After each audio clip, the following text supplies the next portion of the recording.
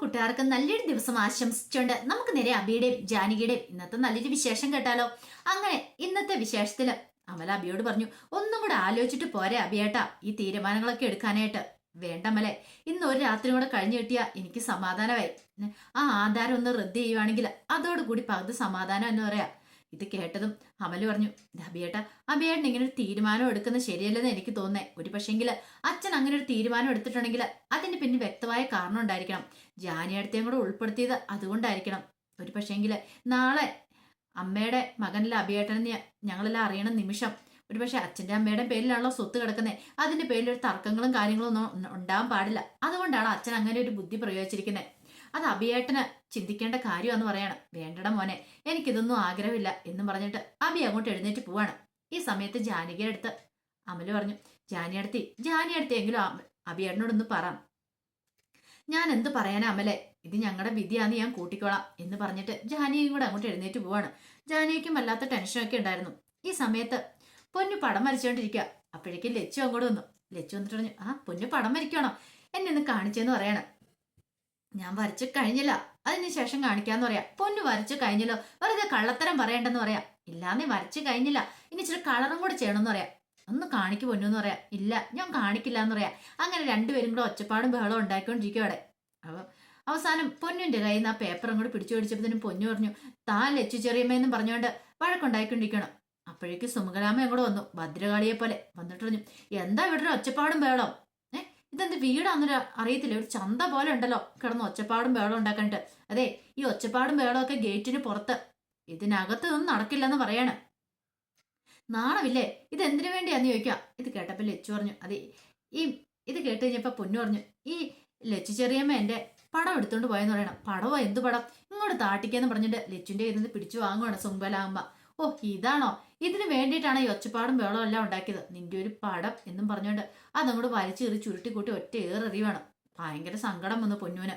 പൊന്നു അവിടെ നിന്ന് കരയുവാണ്. ഇതൊരു കാര്യം ഞാൻ പറഞ്ഞേക്കാം, മേലാൽ ഇത്ര ഒച്ചപ്പാടം ഉണ്ടാക്കി കേട്ടാക്കില്ല. ഓ ഇന്ന് രാത്രിയും കൂടെ കഴിഞ്ഞ സമാധാനവും, നാളെ രണ്ടും കൂടെ ഇറങ്ങിക്കോളൂല്ലോ. ഇവിടെ കുടിയേറി വന്നവരും അനാഥരും എല്ലാവരും ഇറങ്ങിക്കോളൂല്ലോ. ഇന്ന് ഒരു രാത്രിയും കൂടെ സഹിച്ചാൽ മതിയല്ലോ. എല്ലാത്തിനെയും ഇവിടെ പടിയടിച്ച് പിണ്ടം വെക്കുന്ന ദിവസമാണ് നാളെ, കണ്ടോണം എന്നൊക്കെ പറഞ്ഞിട്ട് വലിയ അഹങ്കാരം കാണിച്ച് സുമംഗലാമ അങ്ങോട്ട് പോവാണ്. പൊന്നോട് ലച്ചു പറഞ്ഞു, സോറി ഇട്ടോ പൊന്നു, ഞാൻ ഇങ്ങനെയൊന്നും പ്രതീക്ഷിച്ചില്ല എന്ന് പറയാം. ഞാനേ പൊന്നിന് വേറെ പടം വരച്ചു തരാന്ന് പറയാം. വേണ്ട ഞാൻ വരച്ചോളാം, ഞാൻ ഒത്തിരി പടം വരച്ചോളാം, ഇനി കുഴപ്പമൊന്നുമില്ല. അതെ ലച്ചു ചെറിയ സങ്കടപ്പെടുമൊന്നും വേണ്ട കേട്ടോ എന്ന് പറയാണ്. എന്നാലും ഞാൻ കാരണം പൊന്നിനും വഴക്ക് കിട്ടില്ലോ എന്ന് പറയാം. അതൊന്നും കുഴപ്പമില്ലാന്നേ, നമ്മളിവിടുന്ന് ഇറക്കി വിടുമെന്നാ പറഞ്ഞേ. വെറുതെ പറയണ, അച്ഛച്ചനി പൊന്നു എന്ന് പറഞ്ഞ ഭയങ്കര ജീവനാ, അതുകൊണ്ട് ഇറക്കി വിടാനൊന്നും പോകുന്നില്ലെന്ന് പറയണം. അങ്ങനെ പിറ്റേ ദിവസം നേരം വെളുത്തു വന്നു. നേരം വെളുത്ത് കഴിഞ്ഞപ്പം ജാനകി കുളിയെല്ലാം കഴിഞ്ഞ് വന്ന് അങ്ങനെ മുറിയിലിരിക്കണം ഓരോന്നൊക്കെ ആലോചിച്ചോണ്ട്. അപ്പോഴാണ് പൊന്നു കണ്ണു തുറന്നു വരുന്നത്. പൊന്നു വെച്ച്, എന്താ അമ്മ എന്താ വിഷമിച്ചിരിക്കുന്നത്, അമ്മയ്ക്ക് എന്തെങ്കിലും ബുദ്ധിമുട്ടുണ്ടെന്ന് ചോദിക്കും. ഒന്നുമില്ല. പിന്നെ അമ്മ കരയുമായിരുന്നെന്ന് ചോദിക്കുകയാണ്. ഒന്നുമില്ല. പിന്നെ എന്താ അച്ഛനുമായിട്ട് വഴക്കടിച്ചോ, നിനക്ക് ഇത് മാത്രമേ ചോദിക്കാനുള്ള പൊന്നു, വേറൊന്നും ഇല്ലേന്ന് ചോദിച്ച് ദേഷ്യപ്പെടുവാണ്. അതിന് അമ്മ എന്നോട് എന്തിനാ ദേഷ്യപ്പെടുന്നേ, ഞാൻ അതിനൊന്നും പറഞ്ഞില്ലോ എന്ന് പൊന്നു പറയാ. അമ്മയ്ക്ക് എന്നോട് ദേഷ്യമാണോന്ന് ചോദിക്കും. ഇത് കേട്ടതും ഭയങ്കര സങ്കടമായിപ്പോയി ജാനകിക്ക്. ജാനകി പൊന്നുവിനെ ചേർത്ത് പിടിക്കുകയാണ്. പിന്നീട് പൊന്നു വെച്ച്, എന്തിയെ അച്ഛനെന്തിയെന്ന് ചോദിക്കുക.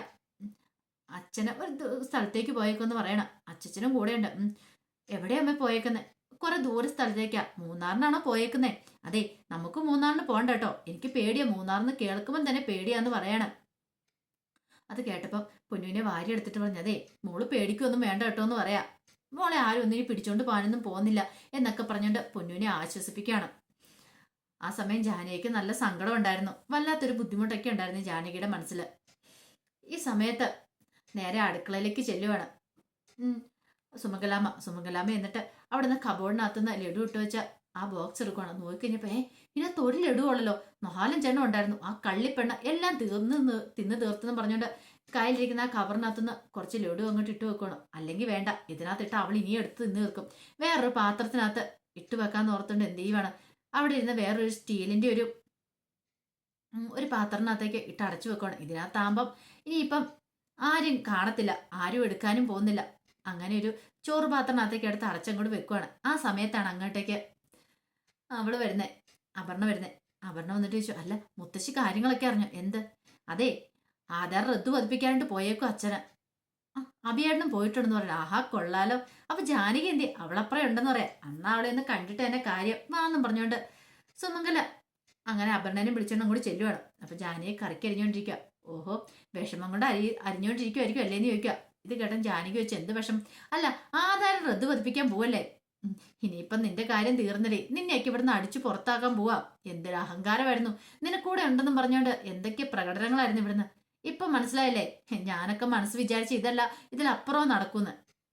ഈ സമയം അപർണ പറഞ്ഞു, ഓ ഇനി വീട് വിട്ട് ഇറങ്ങേണ്ടി വരും എന്നുള്ള വിഷമത്തിലാന്ന് തോന്നിയെന്ന് പറയാണ്.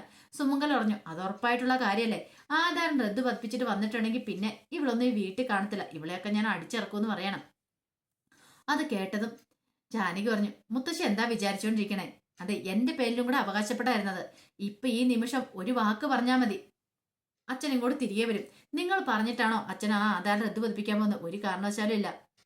അഭിയേട്ടൻ പറഞ്ഞുകൊണ്ട് ഒന്നും മാത്രമല്ല, ഇപ്പൊ ഞാൻ വിളിച്ച അച്ഛനോട് പറയാ, അച്ഛാ എനിക്കിവിടെ അവകാശപ്പെട്ടല്ലേ എന്നൊരു വാക്ക് പറഞ്ഞാൽ മതി. അങ്ങനെ പറഞ്ഞിട്ടുണ്ടെങ്കിൽ അഭിയേട്ടന്റെ വാക്കുകളൊന്നും മുഖവിലക്കെടുക്കാതെ അച്ഛൻ വണ്ടി തിരികെ ഇങ്ങോട്ട് വിടും. ദേവൻ തമ്പരാൻ പറഞ്ഞാൽ പോലും അച്ഛൻ പിന്നെ കേൾക്കില്ല എന്ന് പറയാം. എന്താ ഞാൻ വിളിച്ചു പറയണമെന്ന് ചോദിക്കാം. ഇത് കേട്ടതും അപർണയുടെ സുമംഗലാമ്മയുടെ മുഖം മാറി. അവർക്ക് മനസ്സിലായി ഇവളെങ്ങാനും അങ്ങനെ വിളിച്ചു പറഞ്ഞിട്ടുണ്ടെങ്കിൽ ആ സെക്കൻഡിൽ ഇങ്ങോട്ട് തിരികെ വരും. അങ്ങനെയാണെങ്കിൽ ആധാരം റദ്ദ് പതിപ്പിക്കാൻ പറ്റില്ല. പിന്നീട് മുത്തശ്ശിയുടെ അടുത്ത് എന്നിട്ട് ചോദിച്ചു, മുത്തശ്ശി എന്നാ ഇവളോടൊപ്പം ചേർന്ന് ഇവളെ ഈ വീട്ടിലേക്ക് വന്നതിന് ശേഷമല്ലേ? ഇപ്പൊ മുത്തശ്ശിയുടെ വലങ്കയല്ലേ അപർണ? അല്ല, എന്നു മുതലായത്? ഇവളെ ഈ വീട്ടിലേക്ക് കൂട്ടിക്കൊണ്ട് വരുന്ന സമയത്ത് മുത്തശ്ശി പറഞ്ഞ വാക്കുകളും മുത്തശ്ശിക്ക് ഓർമ്മയുണ്ടോ എന്ന് ചോദിക്കാം. ഇത് കേട്ടത് മുത്തശ്ശി ഒന്ന് ഞെട്ടി. എന്താ പറഞ്ഞാന്നറിയാം അപർണേ? ഒരു കൊലപാതകയുടെ മോളെ ഒരു കാരണവശാലും ഇങ്ങോട്ട് കൂട്ടിക്കൊണ്ടുവരെ സമ്മതിക്കില്ലെന്ന്, ഈ വീട്ടിൽ വെച്ചു ഉറപ്പിക്കുന്ന താമസം പറ്റില്ലെന്ന്. അപ്പൊ ഇപ്പൊ അനാഥയെക്കാളും പ്രാധാന്യം കൊലപാതകയുടെ മോൾക്കാ അല്ലേ മുത്തശ്ശിന്ന് ചോദിക്കുകയാണ്. ആകെപ്പാടെ വല്ലാത്തൊരവസ്ഥ മുത്തശ്ശി നിൽക്കുകയാണ്.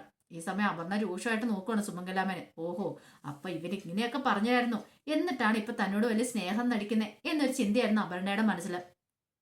പെട്ടെന്ന് അപർണ അങ്ങോട്ട് വെട്ടിത്തിരിഞ്ഞു പോവാണ്. സുമംഗലാമയ്ക്ക് അവിടെ നിൽക്കാൻ പറ്റിയില്ല. സുമംഗലാമയെ അകത്തേക്ക് അങ്ങോട്ട് കയറിപ്പോവാ. ജാനകി ഒന്നും മിണ്ടാതെ അങ്ങോട്ട് പോയി. കാരണം കടിക്കാത്ത പട്ടിയുടെ വായി കോലിട്ട് കിള്ളി കടി മേടിച്ചുന്ന അവസ്ഥയായിരുന്നു സുമംഗലാമയ്ക്ക്. ദേഷ്യം സഹിക്കാൻ പറ്റിയിട്ടുണ്ടായിരുന്നില്ല. പിന്നീട് അമൽ രാവിലെ എഴുന്നേറ്റ് വന്നപ്പോഴത്തേനും അങ്ങോട്ടേക്ക് ലച്ചു ചെല്ലുവാണ്. ലച്ചു ചായയൊക്കെ ആയിട്ടാ ചെല്ലുന്നേ. അങ്ങനെ ചായ ആയിട്ട് എന്നിട്ട് പറഞ്ഞതേ ചായ എന്ന് ജാനിയടുത്ത് എന്തേ ജാനിയടുത്തില്ല പൊന്നൂന് ഫുഡ് കൊടുക്കാന്ന് പറയണം. ആ ശരിയെന്ന് പറയാണ്.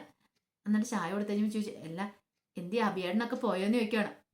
അഭിയേട്ടനും അച്ഛനും പോയെന്ന് പറയണം. മൂന്നാറ് ആ വിൽപ്പത്തർ റദ്ദ് പതിപ്പിക്കാൻ പോയെന്ന് പറയണം. ഞാൻ അഭിയേട്ടനോട് ആകുന്നേ പറഞ്ഞു ഒന്നും വേണ്ടാന്ന്. പക്ഷെ അഭിയേട്ടനൊന്നും വിശ്വസിച്ചില്ല. ഇനിയിപ്പോൾ എന്താ വെച്ചാൽ സംഭവിക്കുമോന്ന് ആർക്കറിയാം. ഇത് കേട്ട് കഴിഞ്ഞപ്പോഴത്തേനും ലച്ചുവിനും ഭയങ്കര സങ്കടമായി. ലച്ചു പറഞ്ഞു, ഈ വീട്ടിൽ വന്നതിന് ശേഷം അഭിയേട്ടൻ ഏറ്റവും കൂടുതൽ ഇഷ്ടപ്പെടുന്ന എല്ലാവരെയും, കാരണം അഭിയേട്ടൻ നോക്കിക്കഴിഞ്ഞപ്പോൾ തന്നെ സ്വത്തിനേക്കാളും വിലയുണ്ട് എല്ലാവരുടെ സ്നേഹത്തിന്. അത് അനാഥരായവർക്ക് ഒറ്റപ്പെടലിന്റെ വേദന അനുഭവിച്ചവർക്ക് മാത്രമേ അത് മനസ്സിലാവുള്ളൂ അമലേട്ടാ. അതുകൊണ്ടാണ് സ്വത്തുക്കൾ വിട്ടുകൊടുത്തിട്ടാണെങ്കിലും കുടുംബത്തിലെ സന്തോഷ സമാധാനം വേണമെന്ന് അഭിയേട്ടൻ തീരുമാനിച്ചിരിക്കുന്നത് എന്നൊക്കെ പറയാണ്. പിന്നീട് അമലേച്ചി നിന്റെ പഠനവും കാര്യങ്ങളൊക്കെ എങ്ങനെ പോന്നു? കുഴപ്പമില്ല, നന്നായിട്ട് പോണെന്ന് പറയാണ്. അപ്പോഴേക്കുമാണ് അങ്ങോട്ടേക്ക് അപർണ കയറി വരുന്നത്. മുറിയിൽ ലച്ചുണ്ടെന്ന് കണ്ടപ്പോൾ തന്നെ ഓഹോ, അപ്പൊ അങ്ങനെയാണോ? അന്ന് ഒരു പണി കൊടുത്തിട്ട് തന്നെ ആ കാര്യം കഥക്ക് പുറത്തുനിന്ന് അങ്ങോട്ട് കുറ്റിയിട്ടാലോ? അത് വേണ്ട, തന്നെ സംശയിക്കും. തൽക്കാലത്തേക്ക് ഇങ്ങനെ പകുതി ചാരി കിടന്നാൽ മതി എന്ന് ഓർത്തോണ്ട് ചാരി ഇട്ടിട്ട് അപർണ പുറത്തേക്ക് പോവാണ്. ആ സെക്കൻഡ് കഥ അങ്ങോട്ട് കാറ്റടിച്ച് അടഞ്ഞു പോവാണ്. അകത്തുള്ളവർ ശ്രദ്ധിച്ചില്ല. ഈ സമയം അപർണ നേരെ മുത്തശ്ശനെ വിളിക്കാൻ പോവാ. സുമംഗലാമനെ വിളിച്ചുകൊണ്ട് വന്ന് കയ്യോടെ പൊക്കിക്കണം രണ്ടെണ്ണത്തിനെയും കൂടെ. ആ ഒരു ചിന്തയോട് കൂടിയിട്ട് സുമംഗലാമനെ വിളിച്ചുകൊണ്ട് വരുവാണ്. ഈ സമയം പഠനത്തെക്കുറിച്ചൊക്കെ ലച്ചുവിനോട് ചോദിച്ചോണ്ടിരിക്കും അമല്. ലച്ചു പറഞ്ഞു, നല്ല രീതിയിൽ തന്നെ പോണേ, കുഴപ്പമൊന്നുമില്ല. അല്ല ഞാൻ ചോദിച്ച കുറച്ചു നാളായിട്ട് നിനക്ക് ടച്ചൊന്നും ഇല്ലായിരുന്നല്ലോ, അതുകൊണ്ട് മേനോൻ സാറ് നല്ല നല്ല സാറാണ്. സാറിന് നന്നായിട്ട് ഹെൽപ്പ് ചെയ്യുന്നുണ്ട്. അതെന്തുകൊണ്ടാണെന്നറിയാമോ നിന്നെ ഹെൽപ്പ് ചെയ്യുന്നേ? നീ നല്ല ബ്രില്യൻ്റ് ആയിട്ടൊരു കുട്ടിയാന്ന് അവർക്കറിയാം.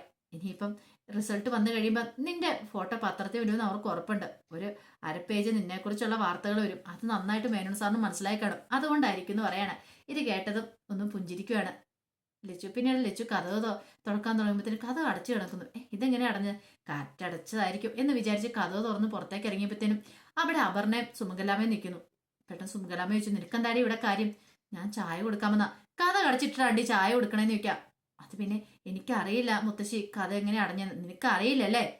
അതെ, ചായ കൊടുക്കാൻ വന്നൊരു ചായ കൊടുത്തിട്ട് പോയാൽ മതി, അല്ലെങ്കിൽ മുറിയിൽ അധികാരം സ്ഥാപിക്കാൻ നിൽക്കണ്ടെന്ന് പറയണം. അപർണ പറഞ്ഞു, മനഃപൂർവ്വം കഥ അടച്ച് രണ്ടുപേരും അകത്തിരിക്കുവായിരുന്നു തോന്നുന്നതെന്ന് പറയണം. ഇത് കേട്ടോണ്ട് അമല അങ്ങോട്ട് വന്നിട്ട് എന്താ കാര്യം എന്ന് ചോദിക്കണം.